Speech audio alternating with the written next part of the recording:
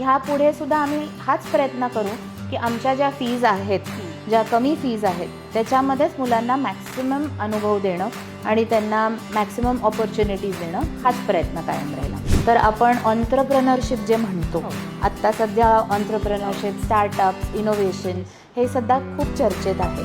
पण हे पहिल्यापासून म्हणजे लोकमान्यांनी एक काच कारखाना उभा केला होता तळेगावमध्ये आणि तिथे त्यांनी मग ती कोऑपरेटिव्ह मुवमेंट एक सुरुवात केली होती त्याची. आपली मुलांचा जो शार्पनेस आहे तो खूप जास्त ॲज कम्पेअर्ड टू अदर्स, म्हणजे स्पेशली वेस्टमध्ये आपली मुलं जी अगेन आय वुड से की परत आपण जे शिकलो शाळेमध्ये ते ज्ञान खूप आपल्याकडनं ते करून घेतल्यामुळे, प्रॅक्टिस करून घेतल्यामुळे ते आपल्या मनात इतकं ठामपणे रुजलं आहे की ते आपण विसरूच शकत नाही पुढे जाऊन सुद्धा. शेवटी तुमच्या मुलाचं भवितव्य ह्याच्यावर अवलंबून आहे. त्यामुळे तुम्ही सगळे डोक्यात जे प्रश्न आहेत ते सगळे विचारा आणि मग जेव्हा तुम्हाला पटेल, 100% पटेल की ही संस्था आपल्यासाठी चांगली आहे, मगच तुम्ही प्रवेश घ्यायचा विचार करा त्याच्यामध्ये. नमस्कार प्रेक्षकांनो, आज आपल्या पॉडकास्टमध्ये आपल्यासोबत आहेत एक विजनरी एज्युकेशनल लीडर, शिक्षण क्षेत्रातील एक प्रेरणादायी व्यक्तिमत्व डॉक्टर प्रणती टिळक. टिळक महाराष्ट्र विद्यापीठाच्या व्हाईस प्रेसिडेंट म्हणून त्यांनी शिक्षणाला एक नवी दिशा देण्याचं काम केलं आहे. मॅनेजमेंट, मीडिया, डिझाईन आणि स्कूल लीडरशिप अशा विविध क्षेत्रातील त्यांचा अभ्यास आणि अनुभव त्यांची एक वेगळी ओळख निर्माण करतं. नॅशनल आणि इंटरनॅशनल स्तरावर 45हून अधिक पुरस्कार, 60पेक्षा जास्त रिसर्च पब्लिकेशन्स, 9 पेटंट्स आणि लिजेंडरी लोकमान्य या गाजलेल्या पुस्तकाच्या लेखिका म्हणून त्यांचं कार्य विशेष उल्लेखनीय आहे. लीडरशिप, इनोव्हेशन आणि भारतीय संस्कृती याचा सुंदर संगम त्यांच्या व्यक्तिमत्वातून दिसून येतो. शिक्षणाच्या माध्यमातून समाज घडवण्याचं त्यांचं विजन हजारो विद्यार्थ्यांसाठी आज प्रेरणादायी ठरतंय. तर आपण या मुलाखतीला सुरुवात करूया. मॅडम, सर्वप्रथम स्वागत आहे आपलं डिजिटल प्रभातमध्ये. मॅडम, लोकमान्य टिळकांच्या विचारांवर आधारित टिळक महाराष्ट्र विद्यापीठाची स्थापना झाली आहे. तर आजच्या युगात त्या विचारांचा विद्यापीठाच्या शिक्षण पद्धतीत, कार्यपद्धतीत कसा प्रत्यय येतो, काय सांगाल? लोकमान्य टिळकांचे जे विचार होते तर ते आपण असं म्हणू शकतो एक की जे इंग्लिशमध्ये म्हणतात की फॉरवर्ड थिंकिंग, मॉडर्न आणि प्रोग्रेसिव्ह विचार होते. त्यामुळे त्यांच्या ज्या ज्या कल्पना होत्या त्या आजसुद्धा खूप रेलेव्हंट आहेत. त्यामुळे त्यांनी जे नॅशनल एज्युकेशनचं एक धोरण घेतलेलं होतं, मग स्वदेशी आणि शिवाय एक स्वराज्याचं म्हणजे सुराज्याचं, सेल्फ गव्हर्नन्स जे आपण म्हणतो, तर त्याचं जे धोरण होतं तर ते धरून आपण आत्ता टिळक महाराष्ट्र विद्यापीठाची जी वाटचाल झालेली आहे एवढे वर्ष, तर त्याच धोरणांवर आधारित हे आपण पुढे जात आहोत. आम्ही विद्यार्थ्यांना आमच्या जे काय फॅकल्टीज आहेत तर त्याची फी किंवा कुठल्याही प्रोग्रॅमची फी फार जास्त नाही आहे. म्हणजे नॅशनल एज्युकेशन जे स्वप्न होतं तर जास्तीत जास्त मुलांपर्यंत आपण पोचवण्याचा प्रयत्न करतो शिक्षण, आणि त्याच्यामध्ये आपले रेग्युलर प्रोग्रॅम्स पण आहेत आणि काही प्रोग्रॅम आपण एक्सटर्नल मोडमध्ये पण चालवतो. दुसरं म्हणजे लोकमान्य टिळकांच्या विचारांवर आधारित अगदी पहिल्यापासनं टिळक महाराष्ट्र विद्यापीठात कॉमर्स एज्युकेशन पण होतं. आणि कॉमर्स एज्युकेशन फक्त पुस्तकी ज्ञानसाठी किंवा त्याच्यासाठी नव्हतं, तर आपण ऑन्ट्रप्रनरशिप जे म्हणतो, आत्ता सध्या ऑन्ट्रप्रनरशिप, स्टार्टअप्स, इनोव्हेशन हे सध्या खूप चर्चेत आहे. पण हे पहिल्यापासून म्हणजे लोकमान्यांनी एक काच कारखाना उभा केला होता तळेगावमध्ये आणि तिथे त्यांनी मग ती कोऑपरेटिव्ह मुवमेंट एक सुरुवात केली होती त्याची. तर त्यांनी काय झालं की रोजगार सगळ्या आजूबाजूच्या गावांमधल्या जे कोण लोक होती तिकडे रोजगार निर्माण झाला आणि ते परत आपलं आत्ता जे मेक इन इंडिया जे आपली पॉलिसी आहे तर तेव्हापासून लोकमान्यांचे विचार ह्या पद्धतीने चालत होते. तर मी असं म्हणेन की एकतर नॅशनल एज्युकेशन की आम्ही शिक्षणसुद्धा खूप मी म्हटलं तसं की इकॉनॉमिकल आहे. फीज, प्रोग्रॅम्स भरपूर आहेत. म्हणजे प्रत्येक क्षेत्रातली मुलं आपण मेडिकल सोडून किंवा इंजिनिअरिंग सोडून सगळ्याच शाखा कवर करतो आणि अगदी ग्रॅज्युएट प्रोग्रॅम्स नसतील तरी स्किल आणि म्हणजे डिप्लोमा लेवल आणि सर्टिफिकेट प्रोग्रॅम्स वेगवेगळ्या क्षेत्रात पण आपण ऑफर करतो. निश्चितच मॅडम, म्हणजे या मूल्याधिष्ठित विचारांची अंमलबजावणी विद्यार्थ्यांच्या शैक्षणिक प्रवासात कशी होते हे जाणून घेणं देखील तितकंच महत्त्वाचं ठरेल. तर शाळेपासून ते उच्च शिक्षणापर्यंत एकाच छताखाली शिक्षण, ही जी टिळक महाराष्ट्र विद्यापीठाची संकल्पना आहे ती कशी विकसित झाली आणि विद्यार्थी असतील, पालक असतील तर त्यांच्या दृष्टिकोनातून या संकल्पनेला किती महत्त्व आहे, काय सांगाल? मी कुठलीही मुलाखत टिळक महाराष्ट्र विद्यापीठाबद्दल किंवा कुठलाही जेव्हा उल्लेख होतो विद्यापीठाचा, तर माझे स्वर्गीय सासरे डॉक्टर दीपक टिळक ह्यांचं नाव घेतल्याशिवाय नाही सुरू करू शकत किंवा त्यांचं नाव घेतल्याशिवाय ते अपुरं राहतं. कारण त्यांनी त्यांची जी संकल्पना आहे KG to PhD ही जी संकल्पना आहे ही त्यांची आहे मुळात. आणि 2005ला ते कुलगुरू झाले आणि त्याच्यानंतर विद्यापीठाचं म्हणजे आपण म्हणतो रोपाचं वटवृक्ष झालं आहे, तर त्या पद्धतीने त्यांनी वाटचाल केलेली आहे. एक तर म्हणजे की विद्यापीठ जेव्हा डीम टू बी युनिव्हर्सिटी हे स्टेटस होतंच विद्यापीठाला, तेव्हा आपण वेगवेगळे प्रोफेशनल प्रोग्राम्स त्याच्यामध्ये आपण इंट्रोड्यूस करत गेलो. आणि त्याच्यानंतर आम्ही असा विचार केला की एक विद्यापीठाची तर वाटचाल आता व्यवस्थित सुरळीतपणे चाललेली आहे, आपण अजून काय करू शकतो. तर शाळा हा एक मोठा भाग होता ज्याची कमतरता जाणवत होती. आणि मग त्यांनी मला तो सोपवला की शाळेचं मी तुला जबाबदारी देतो. आणि आता आपली शाळा ह्या वर्षी पहिली 10वीची बॅच पासआउट होईल. CBSE अप्रूव्ड शाळा आहे ती, त्यामुळे ते पण स्वप्न त्यांचं हळूहळू पूर्ण होत आहे. दुसरं म्हणजे फक्त विद्यापीठाशी निगडीत कोर्सेस किंवा प्रोग्रॅम्स ह्याला आपण रिस्ट्रिक्ट नाही राहिलो. अजून कॉलेजेस पण सुरू केलेली आहेत आपण, जे काही कॉलेजेस 2 कॉलेजेस खारघर नवी मुंबईमध्ये आहेत आणि एक कॉलेज सोलापूरला आहे. सो कॉलेजेस आपण अलाइड मेडिकल सायन्सेस किंवा अलाइड हेल्थ सायन्सेस ह्याच्यामध्ये सुरुवात केली. So pharmacy college, physiotherapy college, nursing हे 3 सेक्शन्समध्ये आपले कॉलेजेस आहेत. तर फक्त व्हर्टिकल्स वाढवत नाही गेलो विद्यापीठाचे, पण हॉरिझॉन्टल एक प्रोग्रेशन पण स्टेप बाय स्टेप सुरू करतो आहे. आणि त्याची सुरुवात छान झाली होती, पण आता मी म्हटलं तसं की माझे सासरे मागच्या वर्षी त्यांचं निधन झालं, तर आम्हाला ती उणीव खूप जाणवते. पण आम्ही हळूहळू काही का होईना त्या दिशेनेच जात आहोत. प्रणती मॅडम, आपण जर बघितलं तर करिअर रेडीनेस हे देखील आता विद्यार्थी आणि पालकांची ही एक अपेक्षा बनली आहे. बरोबर. तर आजच्या या स्पर्धात्मक युगात विद्यार्थी इंडस्ट्री रेडी असणं किती महत्त्वाचं आहे आणि यासाठी विद्यापीठ कोणते उपक्रम राबवतं? हा खूप चांगला प्रश्न आहे. आत्ता एक नवीन शैक्षणिक धोरण 2020मध्ये एक आपल्या गव्हर्मेंटनी म्हणजे पास केलं असेल, ते खूप चर्चेत आहे आत्ता, नॅशनल एज्युकेशन पॉलिसी 2020. तर त्या धोरणामुळे अनेक चेंजेस आपल्या करिक्युलममध्ये असतील किंवा एक आपण ज्या पद्धतीत एखादा प्रोग्राम चालवतो त्याच्यामध्ये खूप चांगले आत्ता बदल निर्माण झालेले आहेत. तर त्यांचा फोकस हाच आहे, म्हणजे किंवा या धोरणाने एक विद्यापीठाला किंवा प्रत्येक शिक्षण संस्थेला मी म्हणेन एक दिशा मिळालेली आहे की त्याच्यामध्ये मुलगा शेवटी नोकरीला कसा लागणार किंवा मुलगा स्वतः म्हणजे मुलगा असो मुलगी असो, स्टुडंट म्हणू आपण, तो किंवा ती पायावर स्वतःच्या कशी उभी राहणार, हेच एक एम आहे त्याच्यामध्ये. तर काही त्यांनी आता फ्लेक्सिबिलिटी पण दिलेली आहे, ज्याने उपयोग खूप होतो. आपण पहिले खूप वेस्टर्न एज्युकेशनचा कल बघायचो की त्याच्यामध्ये फ्लेक्सिबिलिटी खूप आहे, मुलं वेगवेगळे प्रोग्राम चूज करू शकतात. म्हणजे मी मॅनेजमेंट जरी शिकत असले तरी मॅनेजमेंटच्या डिग्रीच्या वेळेस मला सायकॉलॉजी शिकायचं असेल तर ती फ्लेक्सिबिलिटी आपल्याकडे नव्हती. कारण नाही म्हटलं तरी HR म्हणा किंवा तुम्ही जेव्हा मॅनेजर असता तेव्हा सायकॉलॉजीचा कुठे ना कुठेतरी उपयोग होतो, तो ॲप्लिकेशनमध्ये ॲक्च्युअल तुम्ही जेव्हा काम करायला लागता. तर त्या गोष्टी आपल्याकडे थोड्याशा रिजिड होत्या, थोड्याशा त्याच्याबद्दल कंपार्टमेंटलाइज्ड होत्या. आता ती फ्लेक्सिबिलिटी दिलेली आहे, म्हणजे त्यांनी नवीन ability enhancement courses, skill enhancement courses, ह्या सगळ्या गोष्टी त्यांनी ह्याच्यामध्ये आता इंट्रोड्यूस केलेल्या आहेत. तर तेच धोरण एक गाईडलाईन म्हणून घेऊन विद्यापीठ त्याच दृष्टीने आता आमच्याकडे वेगवेगळे डिपार्टमेंट्स आहेत, त्यामुळे आम्हाला ते सोपं पण जातं की कुठलेही प्रोग्राम्स ऑफर करायला. तर त्या दृष्टीने आम्ही ती वाटचाल सुरू केलेली आहे. दुसरं म्हणजे एक खूप महत्त्वाची गोष्ट असते इंडस्ट्री अकॅडेमिया कनेक्ट. म्हणजे दरवेळेला एस्पेशली मॅनेजमेंट स्टडीज, म्हणजे मी मॅनेजमेंट डिपार्टमेंटची डीन पण आहे, तर मॅनेजमेंट स्टडीजमध्ये प्रत्येक वेळेला ही तक्रार असते कुठल्याही पोटेन्शियल आपण एम्प्लॉयर म्हणतो त्यांची, की मुलांना ॲक्च्युअल ग्राउंड नॉलेज नाही आहे किंवा काम सुरू करताना काय पाहिजे हे मुलांकडे थोडंसं लॅकिंग आहे, ती गॅप नेहमीच राहते. तर त्या दृष्टीने आम्ही खूप उपक्रम राबवतो, ज्याच्यामध्ये इंडस्ट्री व्हिजिट्स असतात. मग दर महिन्याला 1 ते 2 लेक्चर्स आपण इंडस्ट्रीमध्ये काम करणारी जी लोकं आहेत त्यांना कॅम्पसवरती बोलवून मुलांना देतो.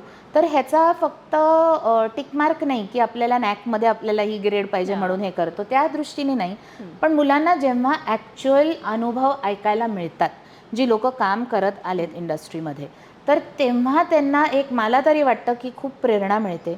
कारण ती लोकं फक्त स्वतःची सक्सेस स्टोरी म्हणून नाही सांगत, त्यांना काय काय चॅलेंजेस आले. आणि आम्ही त्यांना सांगतो की तुम्ही स्पेशली ह्या गोष्टी पण सांगा की तुम्हाला काय चॅलेंजेस आले. तुम्ही एक गोल ठेवला होता पण तिथे त्या प्लॅन एनी तुम्ही पोचू नाही शकलात, तर प्लॅन बी, प्लॅन सी कसं तुम्ही जाऊ शकता. तर मुलांना पहिलेच निराशा काय काय वेळेला होते जॉब मिळाल्यानंतर की अरे माझं हे टार्गेट होतं पण मी नाही पोचू शकत आहे तिकडे. सो त्या सगळ्या गोष्टींचा विचार करून आम्ही इंडस्ट्री एक्सपर्ट्सना बोलवतो कॅम्पसवरती मुलांबरोबर चर्चा करण्यासाठी. ओके. म्हणजे इंडस्ट्री रेडी होण्यासाठी केवळ थिअरी नव्हे तर प्रॅक्टिकल एक्सपोजर देखील तितकंच महत्त्वाचं आहे. अगदी. आणि मॅडम, पुस्तकी ज्ञानापेक्षा पुस्तकी ज्ञानासोबतच प्रात्यक्षिक शिक्षणाला देखील विद्यापीठात विशेष महत्त्व दिलं जातं. अगदी. तर या दृष्टिकोनामागचं नेमकं कारण काय आहे आणि विद्यार्थ्यांना त्याचा कसा फायदा होतो? ओके. परत मी शाळेपासून सुरुवात करते. कारण आता नवीन NEP फक्त हायर एज्युकेशनसाठी रिस्ट्रिक्टेड नाही आहे. शाळेला सुद्धा त्यांनी काही काही गाईडलाईन्स दिलेल्या आहेत. तर त्याच्यामध्ये, आणि मी ॲक्च्युली शाळा जेव्हा सुरू केली तेव्हापासून लाईफ स्किल्स हा माझा खूप मोठा फोकस राहिलेला आहे. म्हणजे एक छोटं एक्झाम्पल देते तुम्हाला की काय होतं की मुलं मॅथ्स शिकतात, म्हणजे आपण सगळेच शिकलो आहे शाळेमध्ये की ॲडिशन, सबट्रॅक्शन, मल्टिप्लिकेशन, डिव्हिजन तिथपर्यंत ठीक आहे. पण त्याचं ॲप्लिकेशन आपण शाळेमध्ये शिकत नाही. त्याचं ॲप्लिकेशन आपल्याला फक्त हे सम आपल्याला एवढ्या स्टेप्स आपण केल्या, चला ह्या स्टेपला 1 मार्क, 2 मार्क, 3 मार्क, पूर्ण मार्क मिळाले आपल्याला. पण ह्याचं आता ॲक्च्युअल ॲप्लिकेशन जे आहे, बजेट बनवणं, मग सेविंग्स का करणं, वेगवेगळे सेविंग्सची माध्यमं काय आहेत, म्हणजे आता म्युच्युअल फंड्स असतील, शेअर्स असतील, कितीतरी गोष्टी आहेत, फिक्स्ड डिपॉझिट्स असतील. हे मुलांना मोस्ट ऑफ द टाइम्स नोकरी सुरू करून एक 5-6 वर्षांनी हे विचार यायला लागतात. म्हणजे जे मी म्हणेन की आमची पिढी जी आहे त्याच्यामध्ये असं एक प्रोसेस होती की आई वडील सेविंग्सचा विचार करायचे आणि मुलं मग नंतर हळूहळू नोकरीला लागल्यानंतर विचार सुरू करायचे. तर ह्या मुलांना आत्ताच प्रॅक्टिकली इक्विप करणं म्हणून एक इंट्रोडक्शन टू फायनान्शियल लिटरसी हा एक प्रोग्राम शाळेमध्ये आम्ही सुरू केला आहे. ज्याच्यामध्ये काय होतं की मुलांना एक चालना मिळते की आपण हे शिकतोय सगळं, फायनान्स म्हणा, बेसिक लेवल आपण फायनान्स पुढे जाऊन शिकतो, पण हे आपण बेसिक लेवल म्हणू शकतो की त्याच्यामध्ये आपल्याला बजेटिंग का महत्त्वाचं आहे, सेविंग का महत्त्वाचं आहे. आपल्याला एखादी ट्रिपला आता मुलं जातात तर ते पेरेंट्स त्यांचे कसे काय प्लॅन करतात तर हॉलिडे, त्याच्यामागे कसं ते विचार करतात, किती पैसे बाजूला ठेवतात. तर माझं हे एक म्हणजे आम्ही शाळेमध्ये करतो येतो आत्ता की 6वी ते 9वीपर्यंत, 6वीपासून बेसिक्स इंट्रोड्यूस करायचे, मी म्हटलं तसं basics of saving, planning, budgeting. आणि 10वीपर्यंत तो मुलगा असा इक्विप व्हायला पाहिजे की त्याला अगदी स्वतःचा SIP सुरू करायचा असेल त्याच्या पॉकेट मनीमधनं. 11वीत जनरली पेरेंट्स पॉकेट मनी द्यायला लागतात, तर त्याला बेसिक SIP सुरू करायचं असेल तर तेवढा तो किंवा ती तयार पाहिजे. सो माझं म्हणणं काय आहे की आता वेगवेगळे उपक्रम जे आम्ही शाळेत, विद्यापीठात, इतर कॉलेजेसमध्ये वगैरे सुद्धा आम्ही जे राबवतो आहे ते इंडस्ट्री रेडी ह्याच दृष्टीने करतो आहे. म्हणजे त्यांचं ट्रेनिंग किंवा शिक्षण इंडस्ट्रीबद्दल जॉबवर नाही सुरू होत, त्यांचं खूप आधीच सुरू होतं. म्हणजे इकडे जेव्हा ते पहिल्या वर्षापासूनच त्यांना एक तर पेड इंटर्नशिप्स किंवा इंटर्नशिप्स हे तर कंपल्सरी केलेलं आहे. अंडरग्रॅज्युएट मुलांनासुद्धा म्हणजे 2nd इयर आणि 3rd इयर दोन्ही वर्षांमध्ये इंटर्नशिप्स त्यांना करायचे आहेत. सो तेव्हा जाऊन त्यांना इंडस्ट्रीमधलं एक अनुभव मिळतोच त्यांना. आणि दुसरं म्हणजे आपण एक्सपेरियन्शियल लर्निंग म्हणजे हँड्स ऑन ट्रेनिंग किंवा प्रॅक्टिकल ट्रेनिंग हा जो भाग आहे ह्याच्यावरती पण खूप फोकस करतो. म्हणजे आता मी मॅनेजमेंट डिपार्टमेंटचे डीन असल्यामुळे मी ते अगदी सिम्पल एक सांगू शकते की कॉमर्स म्हटलं की जास्ती पुस्तकी ज्ञान किंवा अकाउंट्स, म्हणजे जास्ती आपण बसून परत बॅलन्स शीट मांडणं, सॉल्व्ह करणं हे येतं. पण आम्ही मुलांना ॲक्च्युअल ट्रेडिंगच्या इकडे घेऊन गेलो. मग रिझर्व्ह बँक ऑफ इंडियाची व्हिजिट केली आणि हे अनेक कॉलेजेस आणि शिक्षण संस्था करतात. म्हणजे सगळ्यांचीच एक विचार करण्याची दिशा आता की मुलांना industry ready just even before they pass out हे कसं करायचं. कारण ते नसलं अजून एक गोष्ट म्हणजे की आपण आर्टिफिशियल इंटेलिजन्स म्हणतो. आपण प्रत्येकजण I think 1 out of every 5 persons आपण ChatGPT वापरतो कुठल्याही गोष्टीसाठी. तर आपण म्हणतो हे वाईट आहे, हे वाईट आहे, हे आपल्याला कंट्रोल करेल किंवा ह्याचा उपयोग आपण नीट करून घ्यायला पाहिजे. पण हेही इतकंच महत्त्वाचं आहे की त्या मुलाला त्याचं ज्ञान तरी पाहिजे. उद्या जर का त्याच्याबरोबर कोणी जॉईन झालं एखाद्या कंपनीमध्ये, तर दोघंही नोकरीला एकाच वेळेला लागलेत, पण जेव्हा ॲक्च्युअल रिझल्ट्स द्यायची वेळ येते, जर का ह्याच्याकडे म्हणजे if he knows the right tools, तो मुलगा किंवा तो एम्प्लॉई पुढे जाणार या मुलापेक्षा. सो ह्या सगळा विचार करून की इंडस्ट्रीचे आत्ताची रिक्वायरमेंट काय आहे, त्या दृष्टीने आम्ही एक एक मॉड्यूल का होईना, त्यांना इंट्रोडक्शन का होईना, या सगळ्या गोष्टी इंट्रोड्यूस करतो त्यांच्या प्रोग्रॅम्समध्ये. आता खूपच छान आहे ही गोष्ट, म्हणजे वाखाणण्याजोगीच आहे. आणि मॅडम, आपल्याला जागतिक दर्जाचं शिक्षण देण्यासाठी आंतरराष्ट्रीय स्तराचा अनुभव, सहकार्य असणं देखील तितकंच महत्त्वाचं आहे. आपण आताच भारतीय शिष्टमंडळाचा भाग म्हणून युनायटेड किंगडम येथे आमंत्रित होतात, तर त्या अनुभवाबद्दल काय सांगाल? सो तिकडे एक कॉन्फरन्स होती, इंडियन अचिव्हर्स कॉन्फरन्स म्हणतात त्याला. तर त्याच्यामध्ये एक अनेक शिक्षण संस्था, म्हणजे फक्त महाराष्ट्रातल्या नाही, काही नॉर्थ इंडिया म्हणजे लखनौ, दिल्ली, मग साऊथ इंडिया, केरळा, तमिळनाडू, इथून पण बरीच लोकं आली होती. संचालक म्हणजे शिक्षण संस्थेचे संचालक आले होते. तर तेव्हा तिकडच्या युनिव्हर्सिटीबरोबर ती खूप आमची चर्चा झाली. काही 2-3 युनिव्हर्सिटीजला आम्ही व्हिजिट पण केली, तिकडे गेलो, त्यांचं बघितलं इन्फ्रास्ट्रक्चर आणि त्यांच्या लॅब्स काही फिजिओथेरपीच्या होत्या आणि काही रिसर्च लॅब्स, त्या बघण्याचा एक एक्सपिरियन्स मिळाला तिकडे. तर एक गोष्ट अशी आहे आता की ओपननेस हा जो भारताबद्दल आहे तो आता वाढत चालला आहे. म्हणजे भारतातली मुलं अनेक UK अनेक वर्ष जातात मास्टर्स करायला. मी स्वतः गेले होते माझं मास्टर्सचं शिक्षण करायला तिकडनं. पण आता कल असा पण होत आहे की इंडियामध्ये एवढं मोठं मार्केट आहे, म्हणजे if you talk in terms of business, तर त्यांच्यासाठी एवढं मोठं मार्केट आहे किंवा एक स्टुडंट पोटेन्शियल आहे आणि कल आहे टू हायर एज्युकेशन. अनेक देशांमध्ये आपण बघितलं की एक बेसिक लेवल ग्रॅज्युएशन केलं किंवा कुठला तरी सर्टिफिकेट प्रोग्राम केला की बास, मग तुम्ही नोकरीला लागा किंवा तुमचं बघा. पण आपल्याकडे प्रत्येक कुटुंबामध्ये हा एक विचार केला जातो की माझा मुलगा नाही मास्टर्स तरी किमान करणार. आता तर PhD पण खूप जण ॲस्पायर करतात, तर किमान मास्टर्स हे आपल्याकडे एक कल आहे. त्यामुळे ते बघता अनेक बाहेरचे कॉलेजेस कोलॅबरेशन, म्हणजे जे ते म्हणतात की इंटरनॅशनल कोलॅबरेशन, मग ते कुठल्याही दृष्टीने असू शकतं. म्हणजे ज्याला आपण इमर्शन प्रोग्राम्स म्हणतात, की मुलगा तिकडे जाऊन एक 3 आठवडे किंवा काही काही वेळेला 6 आठवडे, ते आपल्यावरती फ्लेक्सिबिलिटी असते, त्यांचा जे काय फील्ड ऑफ स्टडी आहे तिकडे ती मुलं जाऊन त्यांच्याकडे अनुभव घेतात. त्यांचे टीचर्स त्यांना थोड्या काय छोट्या गोष्टी असतात ते शिकवतात. आणि शिवाय एक कल्चरल इमर्शन हा पण एक भाग असतो त्याच्यामध्ये, की तिकडच्या देशात जाऊन त्यांचे मग विजिट्स असतात, काही काही कुठे कुठे साईट सीइंग असतं थोडंफार, म्हणजे त्या कल्चरचा एक अनुभव त्यांना मिळतो. सो हा एक इमर्शन प्रोग्रॅमचा एक आता मी म्हणेन ट्रेंड म्हणता नाही येणार, पण ह्याची गरज पण आहे आणि ती गोष्ट आता सुरू झालेली आहे. दुसरं एक स्टुडंट मोबिलिटी प्रोग्राम, परत असंच की एक आपण 6 महिने मुलगा तिकडे जाऊन शिकला.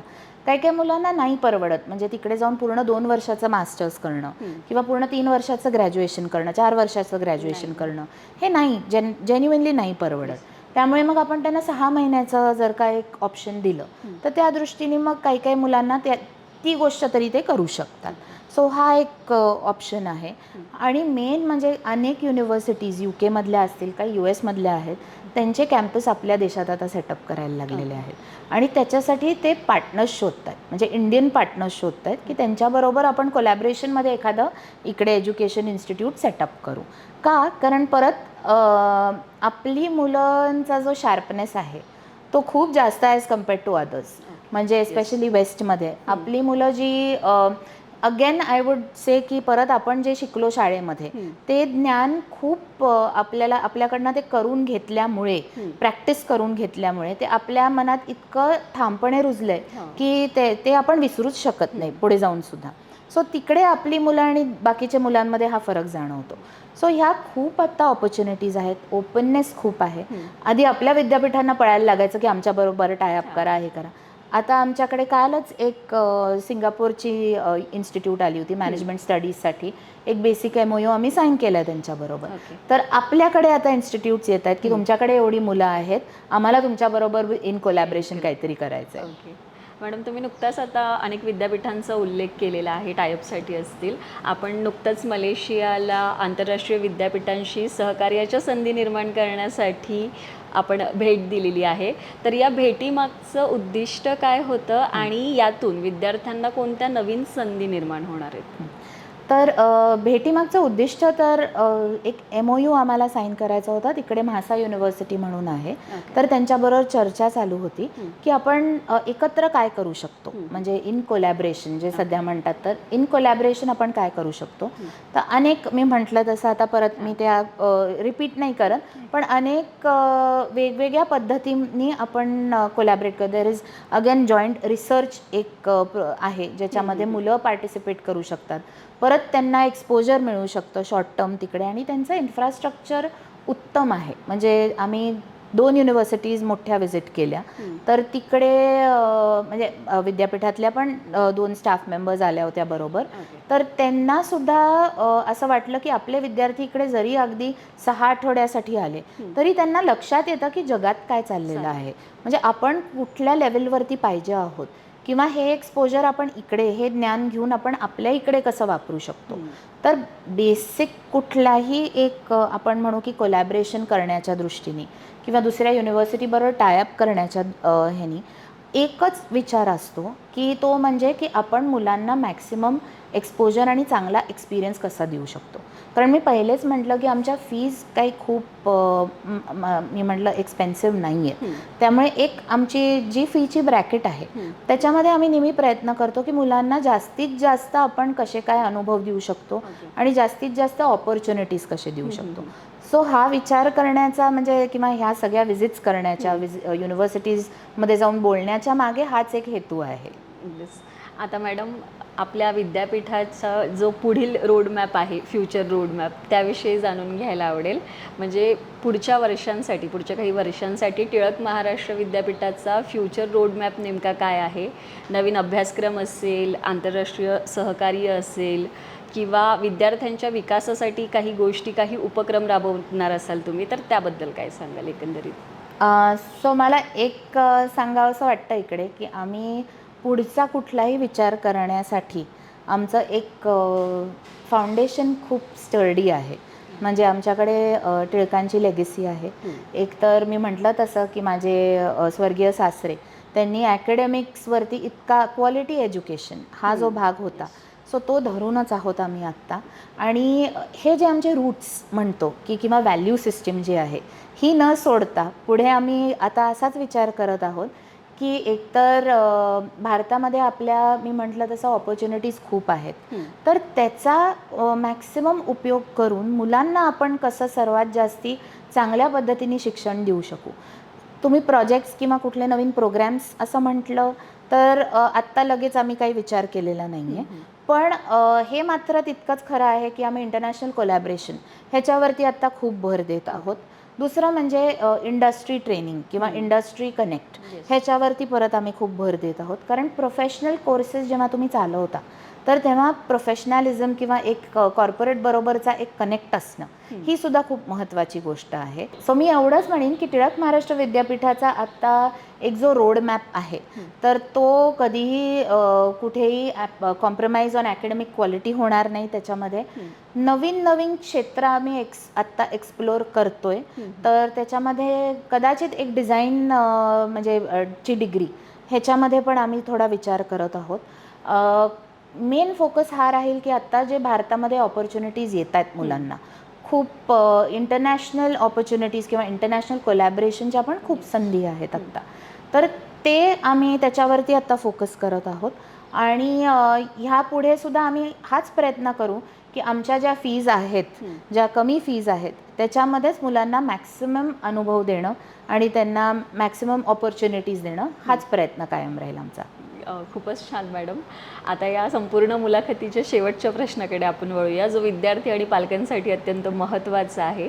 टिळक महाराष्ट्र विद्यापीठात प्रवेश घेऊ इच्छिणाऱ्या विद्यार्थ्यांना, पालकांना तुम्ही काय संदेश द्याल?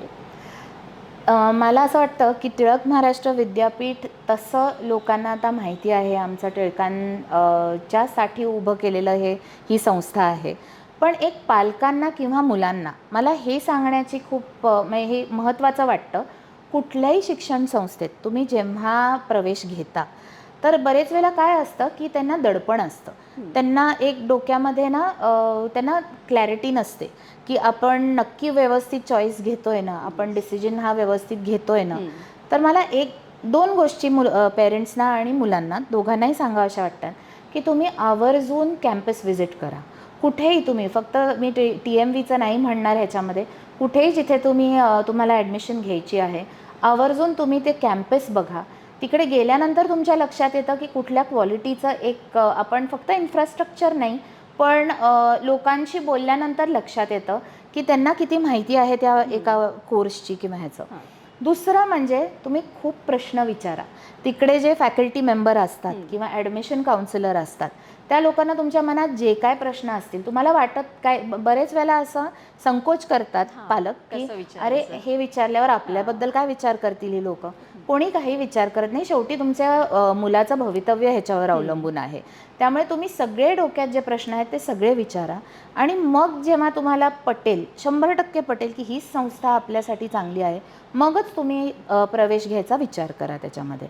विद्यापीठाशी रिलेटेड एकच गोष्ट सांगेन की आम्हाला टिळकांचं नाव जोडलेलं आहे, लोकमान्य टिळकांचं नाव जोडलेलं आहे. त्यामुळे आम्ही पूर्णपणे प्रयत्न करतच राहू कायम, जो आत्तापर्यंत करत राहिलेलो आहोत.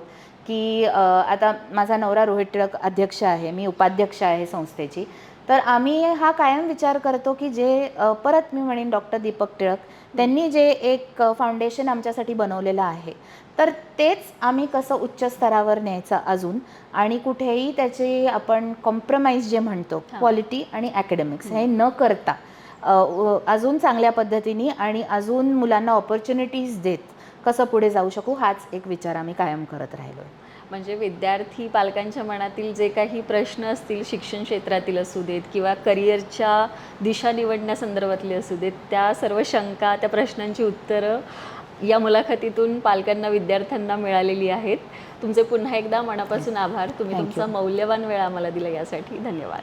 थँक्यू.